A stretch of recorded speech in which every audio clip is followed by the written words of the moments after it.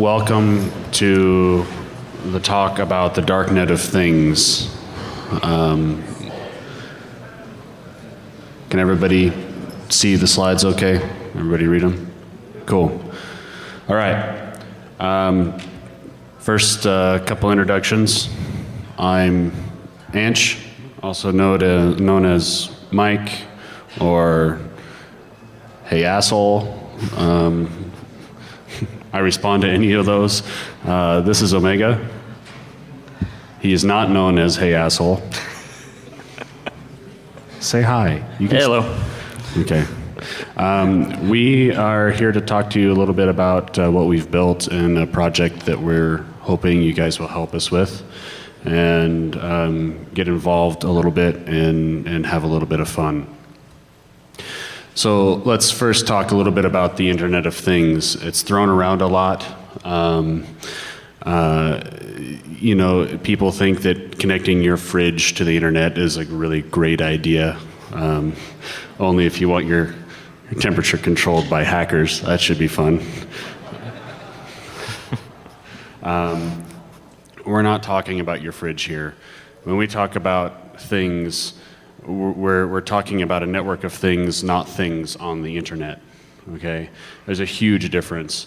I'm not going to take my garage door and attach it to the internet and call it the Internet of Things. The garage door is just a thing on the internet. It's just another network connected thing, right?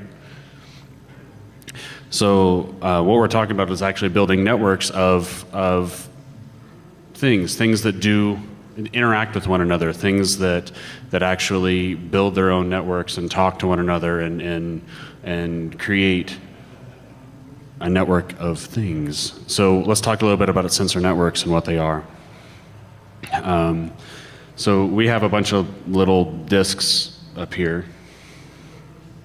We'll talk a little bit more about what we built a little bit later, but basically what we have here is a small sensor network, and the sensor networks take information, they pass it to one another, and usually compute a little bit of the information and send stuff. Wow, really? Okay, anyway. Yeah, I'm gonna have to talk louder, I guess. They send stuff back in order to be interpreted by a central node, and that central node is usually a part of the sensor network itself. That's what they're supposed to do. What they're usually used for are industrial controls, manufacturing, tracking of equipment, things like that. They're usually pretty small. As far as we can tell, some of the largest networks, sensor networks, independent sensor networks are around the 300, 400, 500 sensor stage, and then they break off into other networks. Oh,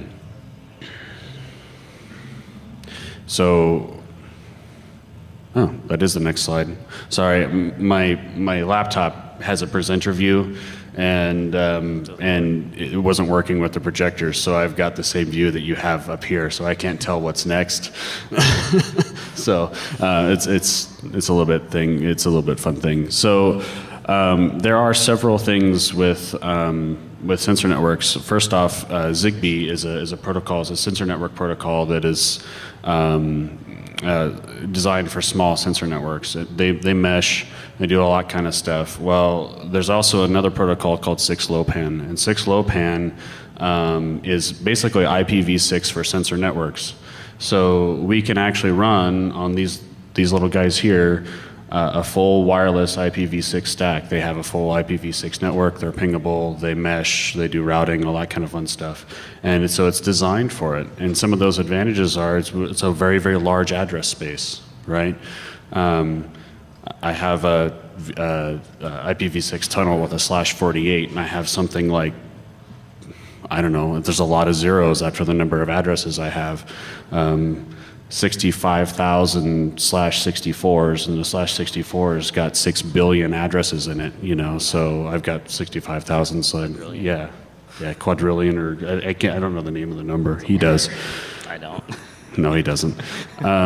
So there's some serious advantages to that. I mean, we've got large address spaces. We got a large number of sensors that we can put on an address, and they're all addressable at this point.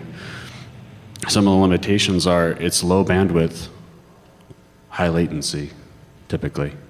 So, you know, the amount of data that I can push across these networks is very limited. In fact, we'll do a little demonstration up here in a little bit, and when I send a packet to these guys, I'm sending like 2 bytes. I mean, it's really small.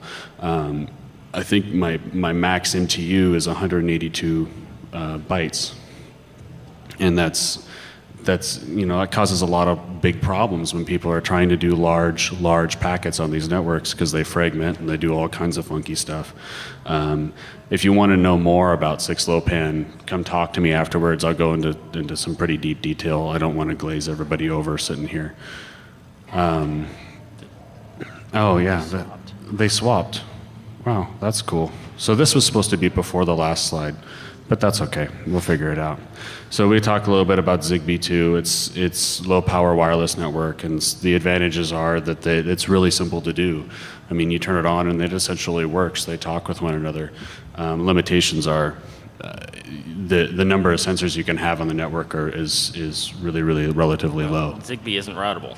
It's not IP. So talk closer to the microphone. Zigbee isn't routable. It's not really IP, so you can't get to it from anywhere else. It's just a tiny little network, and you have a access point, and you have to bridge the protocols, all kinds of stuff. Yeah, I was actually poking these from the internet the other day. It was kind of fun.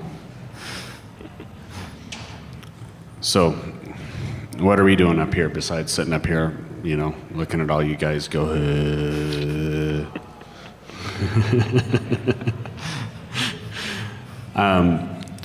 we developed a project, and it's a project for all of us as a community to work on. It's not something that we're trying to keep exclusive rights to or sell exclusive rights to or anything along those lines. We're trying to turn something up that we can all kind of have fun with, and we want to build a darknet of things. We want to take hardware hacking to the next level.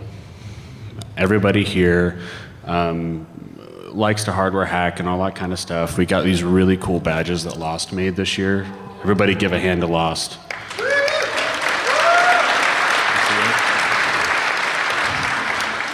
He put a lot of work into these, and really? Seriously? Oh man. Okay. Yeah, it is my bullshit. Anyway, so you know, we really want to do something between now and next year that's going to make next year at DEFCON 21 awesome. And so we want to build the largest free roaming sensor network in the world next year, and we want your guys' help. Okay? It's something for all of us to do, and it's something that all of us can take pride in next year when we're all walking around with shit that we built that's all talking to one another, and we're all having a good time. Here's some considerations. No Arduino. None. We're not building this on AVR. We're not going to build it so you can hack it with Arduino. We're not going to build it so it's easy to use. We want you guys to actually learn something and have a little bit of fun. Arduino is, quite frankly, very much overdone. And underdone. It's got some definite technical problems. The pinout is rather awkward. You'd think they could have made it much more normal, but they didn't. The software is it's okay. You can do some stuff with it, but it's common problem is you try and use a standard library, it's too slow, it doesn't have the right API, you write your own, and then you're stuck with the chip that you chose because the Arduino is changing chips about every rev. I've seen a lot of cool stuff, but it's, I haven't even touched it personally. How many of you guys have an Arduino? Wow. Yeah, you fuckers already know it. We want you to learn something new, okay? So, we'll talk a little bit more about stuff that we're planning here in a little bit. Our stuff needs to be hackable. Okay, it's a hacker conference after all, right? So we want you guys to be able to hack it and have fun with it. It needs to be modifiable, changeable, bendable, but yet still we need to have it a little bit stable. We need to be able to maintain it. We need to be able to fix the shit if it breaks. And shit happens at con, right? You guys all know that you'll get, you'll get this and, well, you'll short it out and blow it up. Or you'll build something and somebody will come along and pummel the network so it won't work. So we need to be able to do that. So it needs to be maintainable. It needs to be a network of things. We're not going to put things on a network. So we're going to build our own network of things. Will we have off points to the DEFCON network? I hope so. I'm going to talk to Lockheed about it and see what we can do. It needs to be free roaming, so they need to be wearable, movable, pocketable, stuff like that. We've already been talking with some people. We have some ideas.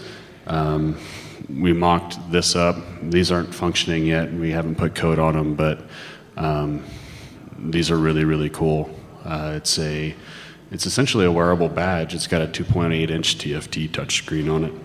I'm going to burp. Just a second. I love drinking beer while I present. It's fucking awesome.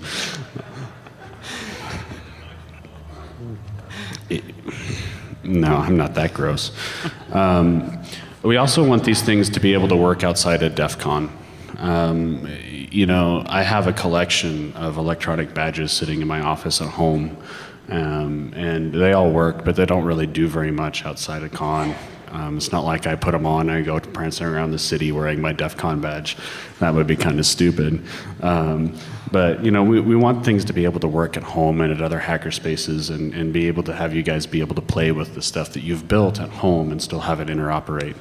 And so we're also going to provide some of our other hardware, some access points and development hardware, things like that early on, so you guys can actually build this stuff at home, test it, make sure it works before you bring it to con next year. So let me turn this over to Eric. He's going to talk a little bit about the hardware. I'm actually going to slide over so you can control the slides, because you don't want me doing this kind of shit. So the badge that we mocked up is, as he said, it's a 2.8-inch LCD touchscreen. You can get them from eBay for, what was it, 15 bucks? Quantity one, so they're pretty cheap. It's built, the network is built around a radio chip that is a single package, 802.15 class radio, and a microcontroller, and all the antenna matching, everything else in one package. It literally needs a crystal and an antenna and power, and that's about it. So that makes layout very easy. If you've seen a lot of the radio boards out there, the XB and the Nordic Semi stuff, there's a huge number of little discrete parts in there, very specific antenna matching. Yeah, it's just easier to put it in one package, and Freescale's managed to do it. It's a pretty quirky chip, but it works so far. The rest of the badge consists of a fairly high-end LPC, was it 1778? So that's a 120 megahertz ARM. It's got a memory bus, so we have a SD-RAM on here. This is 2 megabytes. You can go up to like 64. Touchscreen controller, because there's no way I'm getting analog into the main micro and making that work.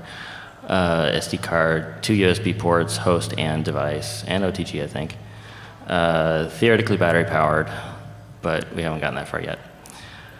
And an Ethernet site, so in theory you could hang an Ethernet cable off your badge. That might not work so well, it's pretty heavy.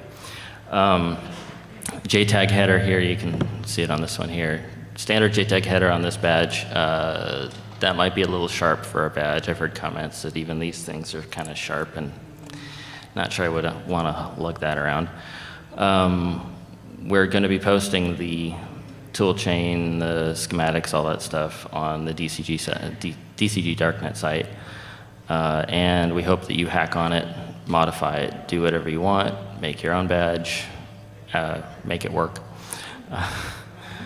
And Yeah, so there's basically the summary.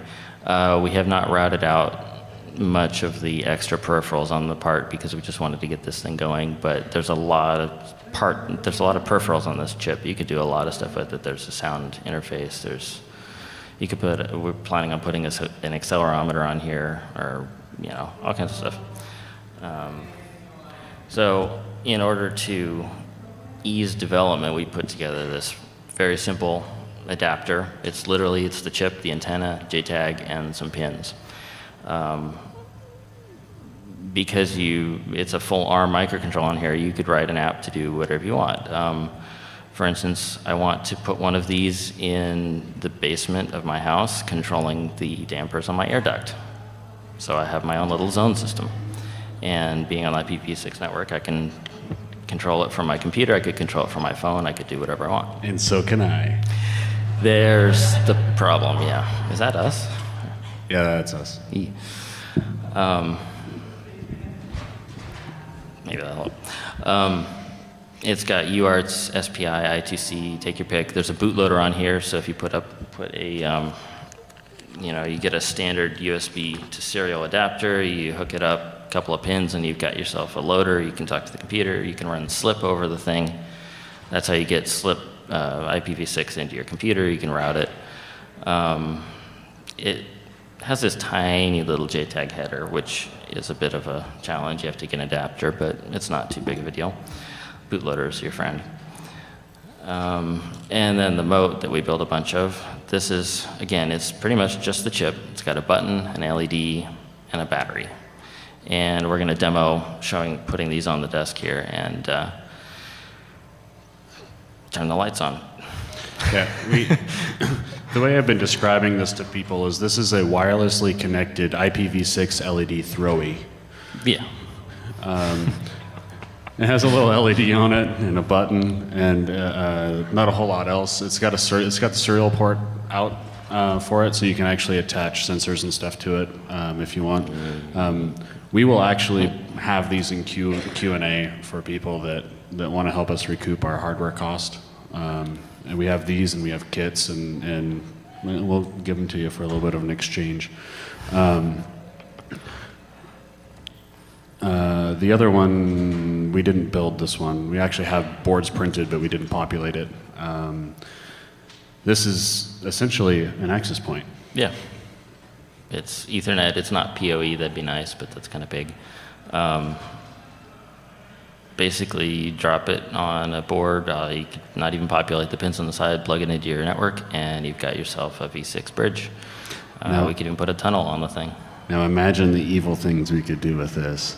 So this is an IPv6 access point, essentially, that if I have this and one of these, I can create an IPv6 bridge that's wireless that's not going to show up on your wireless intrusion prevention system.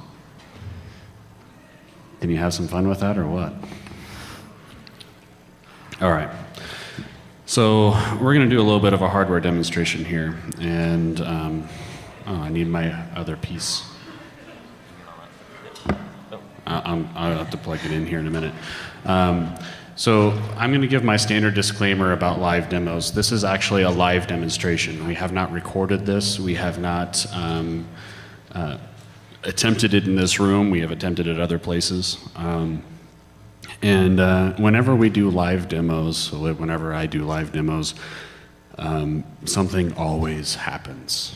I have made several beer sacrifices to the demo gods. I'm hoping that they work. We've had some success with this stuff earlier today, and it's been pretty fun.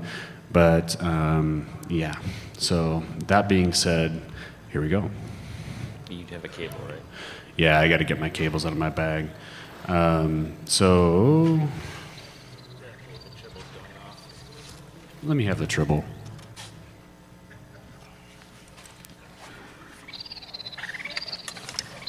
This is my friend Eddie Mize's tribble, and I thought that was pretty funny. It's because it's in my pocket.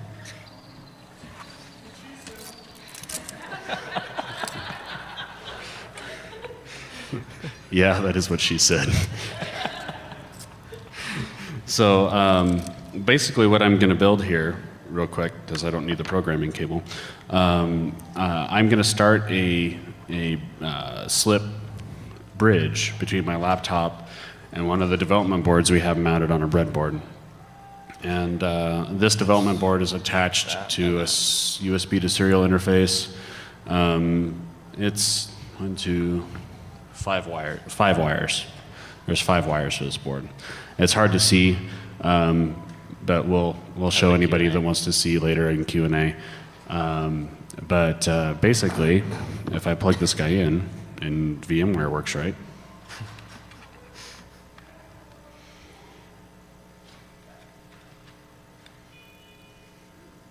There we go. Okay. And fire up the, oh, everybody don't look, I'm entering my password. All right, so we have a IPv6 bridge here, and let's hope Goatsy doesn't come up.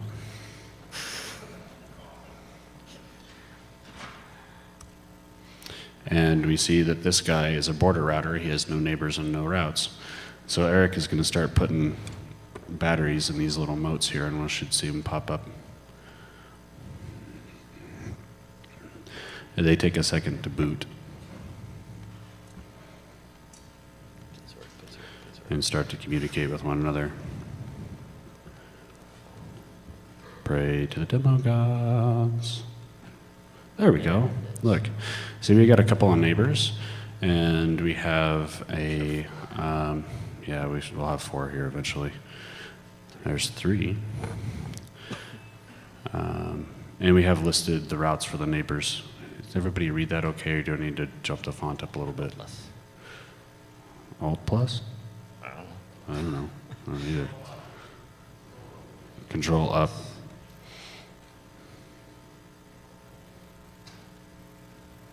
There's that better?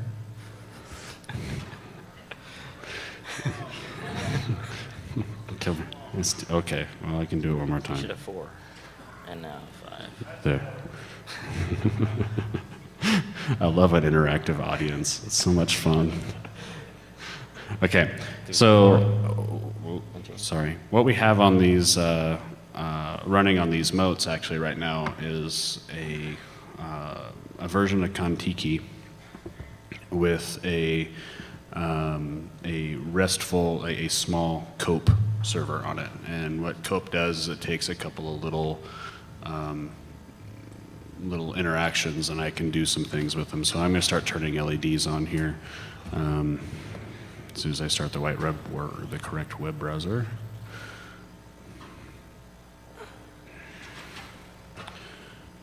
And we will copy this address, and we'll go here, and we'll go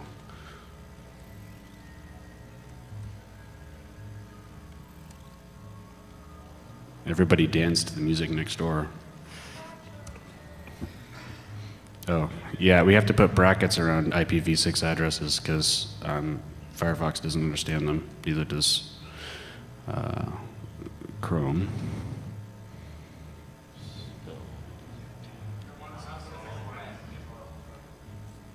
Say that again? Oh, I missed the last 4? Okay. Oh, I did miss the last 4, didn't I? Thank you for catching that, because I would have been up here scratching my head. Oh, fail.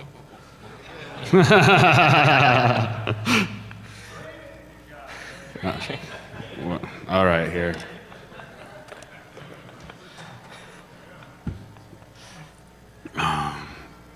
Notice that, you know, there's an homage to my friends here. All right. As you drink, the presentations get harder.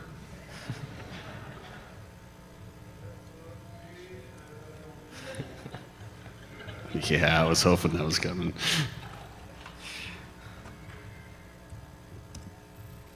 Okay, there we go. That's a little bit better. Okay, so what we got here is basically I've got a console to cope, and so I can discover this mote and it tells me that all these things are available to me to either read as a sensor or use as an actuator. And what we want is the LEDs. So I'm going to put the color here, which I hope is red. The color is red. I'm going to tell it that I want to turn it on. And I'm going to put it. And I got content, and I got this one right here. It is.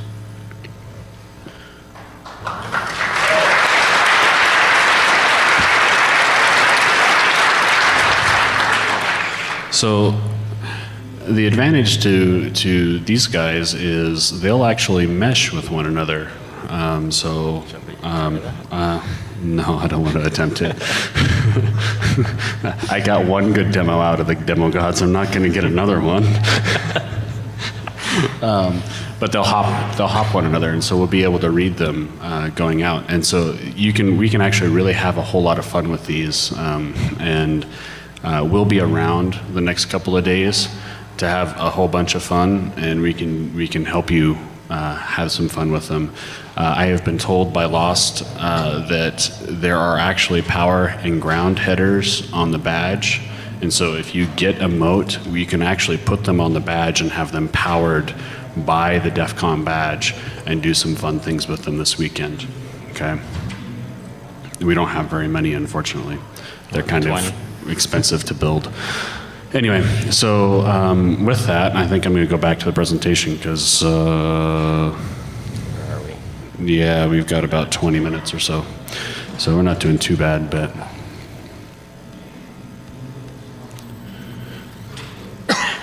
So can everybody see the potential to this?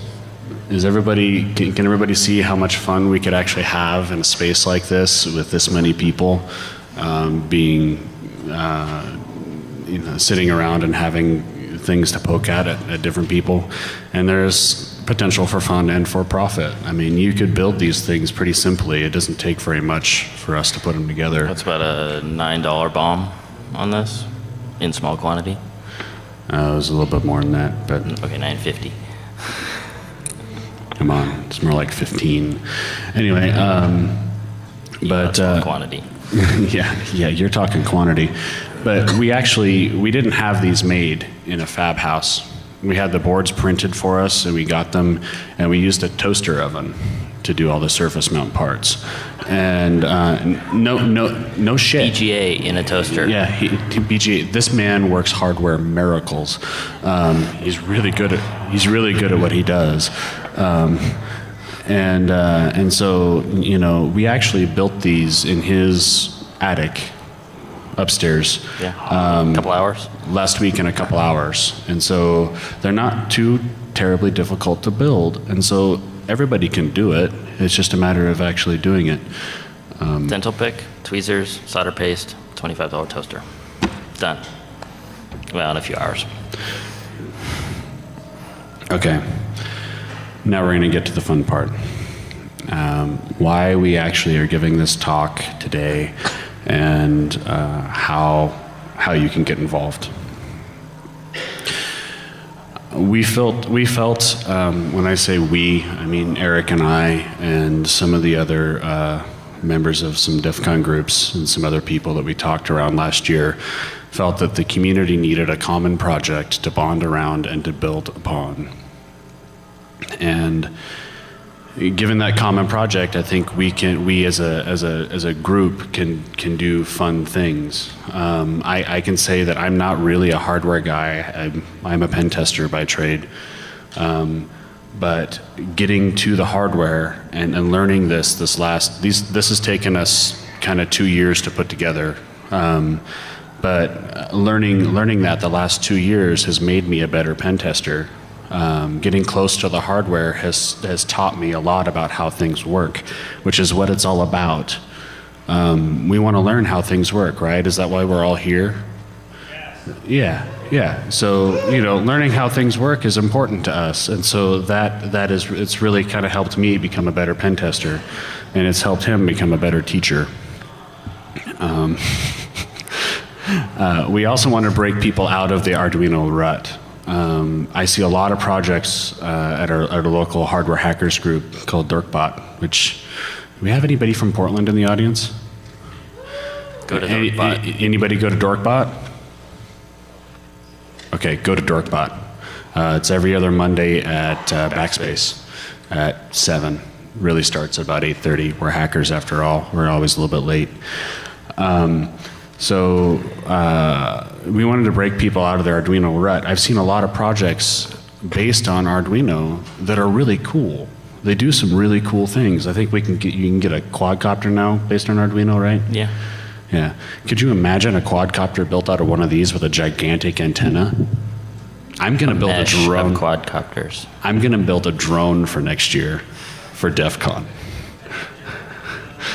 I'm going to have it buzzing people in the contest area. It's going to be fucking rad. What's that? Oh yeah, it'll be on the internet. Damn straight it'll be on the internet. It'll make anybody be able to buzz people in the conference area. It'll take requests. That pyro guy, I hate that fucker. No, I really don't. I really love him. He's like a brother to me, but anyway.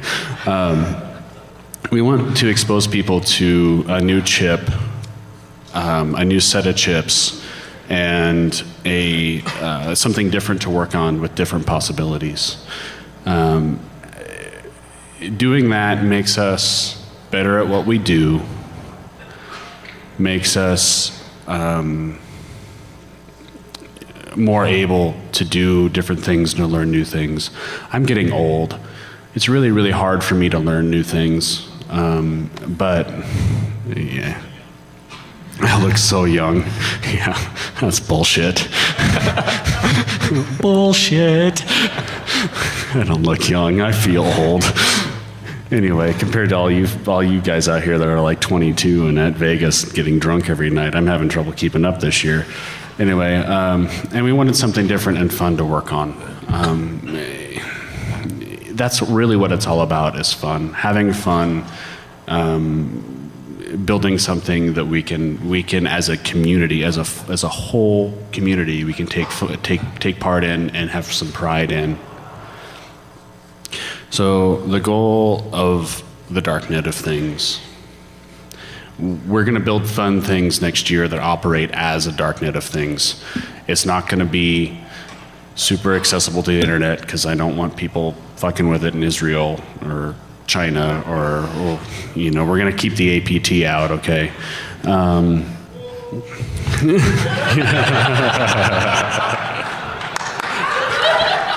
You, sir, get an energy shot. That was fucking awesome. And we're going to produce these for next year. This is something that we've kind of had a dream of doing for quite some time. I don't know how many of these we're going to produce. All kind of depends on how much funding we can get, because they're pretty fucking expensive. But yeah, actually, that was actually my next word out of my mouth. Where are you? Raise your hand. Who said Kickstarter? There he is. Here, somebody get this energy shot to him. Here, I'm just going to throw it at you. Watch your head. Oh! That was fucking close.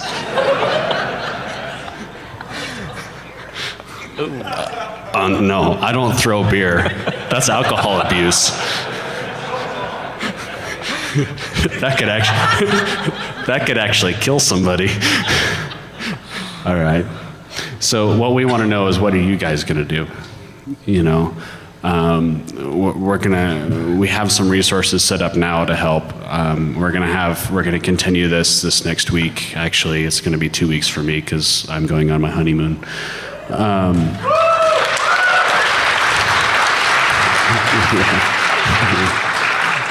Yeah. Contrary to popular belief, there are girls at DEF CON.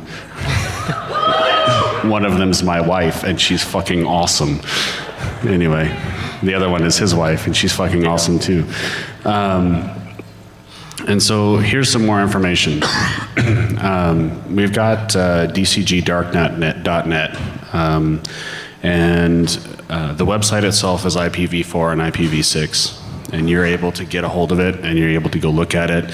There's not a whole lot there. It's a WordPress blog. Don't hack my shit, please. Thank you very much. I realize it sucks, but it's, huh? I'm asking them nicely. Hackers are nice people. Yeah, I know.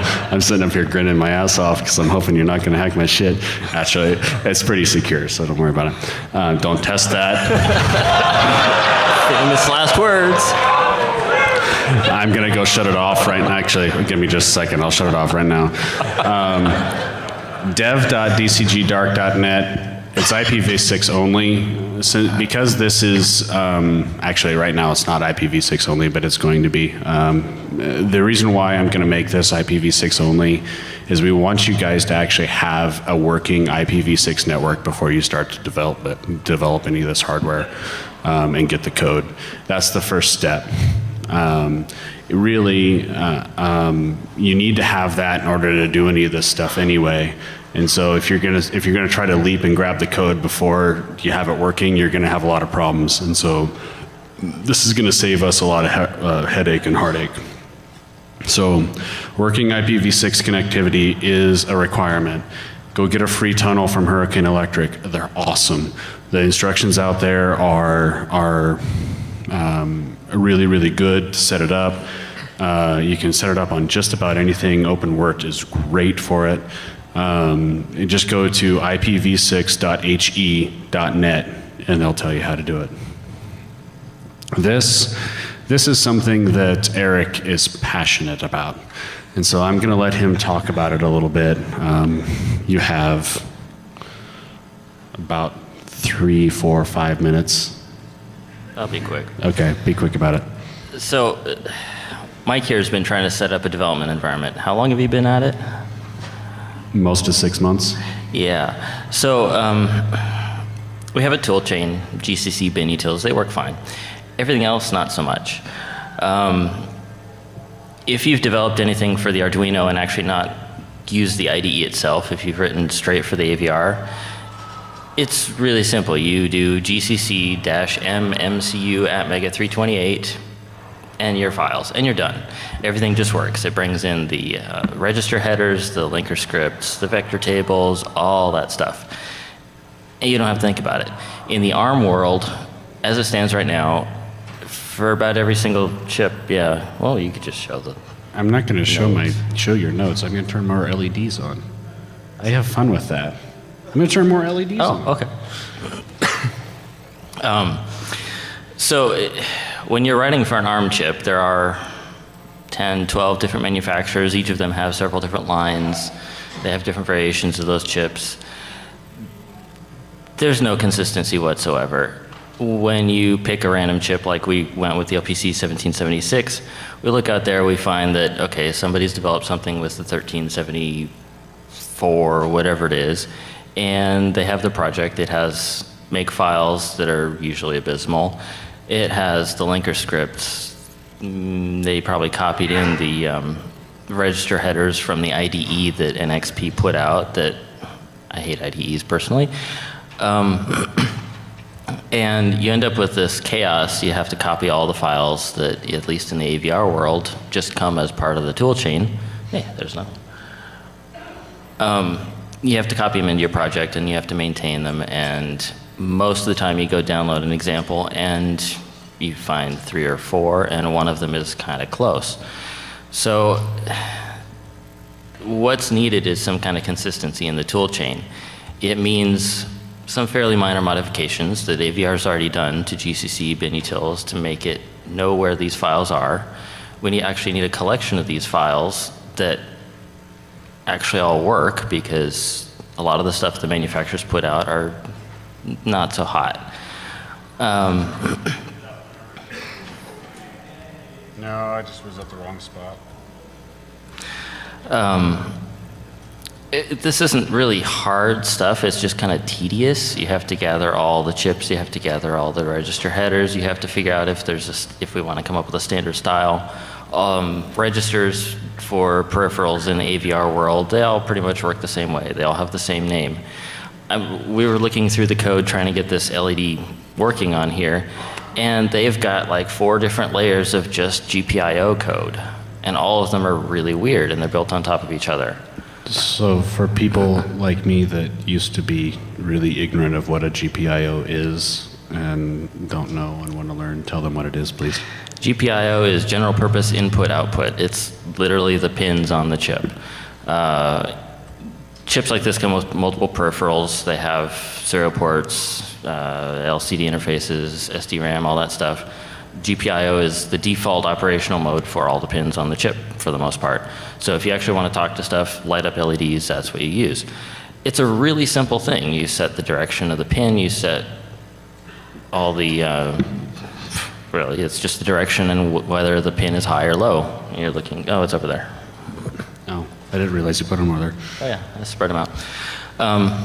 Really simple thing. They built layer upon layer upon layer of API on top of this thing, and I have trouble untangling what the heck Freescale did. It's unnecessary, and if I went to go to another manufacturer, they would have their own other insanity. They have this thing called CMSIS, which I have no idea what it stands for, but it's supposed to be some kind of common API across all ARM peripherals. It doesn't work. It's just... It's bullshit. Yes, it is. It is horrible. If you're programming a microcontroller, you kind of ought to know what the chip does and not use a, it's like programming a 8-bit micro in Java. It'd be that's kind of what they're trying to get you to do. So we kind of need to wrest control of all this stuff back from the manufacturers, because they don't care about the other manufacturers. They don't care about consistency. And without consistency, developing stuff like this is a pain in the ass. So what are we going to do about it? Well, we need to get a group of people together who actually care about this stuff and start hacking on it. He wants us to build a consistent development environment like we have for AVR. Yeah, it's been done before. Which can be done. We have software people in the room, right? Just a few. Yeah. So we can do it. Power of, the power of people that are here. Really, as a community, we can do anything, and so we really want to. We really want to get this done. It's going to make our lives easier as we go on. So, how can you get involved? There's a couple of things. How many people in here are involved in a DEFCON group? I'm actually pretty passionate about this. I just came from a panel on DEFCON groups. Anybody? Raise your hand. Yeah. Involved in a DEFCON group? 1, 2, 3, 4. Oh, come on. Converge, where are you? No, he's not in here. Okay. Anyway, start one. Get involved. Find your local DEFCON group. If there's not one that exists, start one. Join one. Have fun. Get together with your group local. We are willing to do for these. I'm really feeding back really bad. There we go. For these, we are willing to do custom artwork. We'll put your logo on it if you're a DEFCON group. So we'll put your logo on it. If you're a group and you're a registered group and you're all good, let us know. We'll put your logo on these for next year. You can walk around being cool. Anyway, yeah. Get some hardware. We've got a bunch of these. We've got some of these here. If you give us your email address, go to the site. We'll email you when we have more, and we'll mail you some. 25-ish. And yeah, well, just come talk to us at Q&A. We'll gladly sell you some of the stuff that we have up here in order so you can start.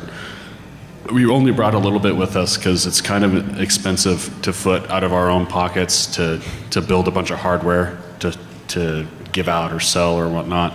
But if you're really passionate about it, we'll be in Q&A after. Come and talk to us. We'll get it in your hands one way or another. Okay. We have the bill of materials and the schematics. We'll have the Eagle files available. All that kind of stuff we'll have on the website, freely available. You can grab them, print your own boards, put your own shit together, you know, or even just make your own.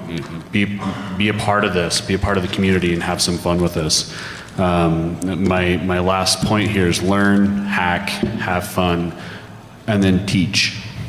I always put teach at the end of things because we as a community, I think, keep a lot of our shit private, right? I don't want him to know that. I don't want him to know how I broke his password because I'm super uber elite. Bullshit. You're elite if you teach somebody else how to do it. DEFCON 101, people that are sitting in DEFCON 101, Highwas is a good friend of mine. He says get involved in the community, ask questions, talk. That goes both ways. If somebody comes up and asks you a question, don't look at them in their face and go, who the fuck are you? No, answer their question, have fun, teach them something, and they will teach you something back. None of us are great at everything we do. We have photos. We have them with us. Just come see them. Big thanks. I have a lot of people to thank here, especially our wives. They're sitting up here in front. They put up with our bullshit on a weekly basis, sometimes more than weekly. We actually do something together we call Hack Night, and so we get together and have some fun. Russ, is Russ in here? No. Russ and the DC 719 crew, Russ has given me a lot of ideas over time. And so we're actually developing something, talking about something for next year with all this stuff, which would be really fucking cool if we could pull it off. DC 503, you guys representing here, there's a few of us. You guys Dorkbot. And Dorkbot, of course, Dorkbot. Dorkbot is where the group order for these PCBs comes out of. Yeah, if These you want PCBs more, are cheap and fast. if you want more, come get it. You know, come ask us about it. We'll give you more information. And of course, your mom. We won't go into what we're thanking your mom for, but thanks.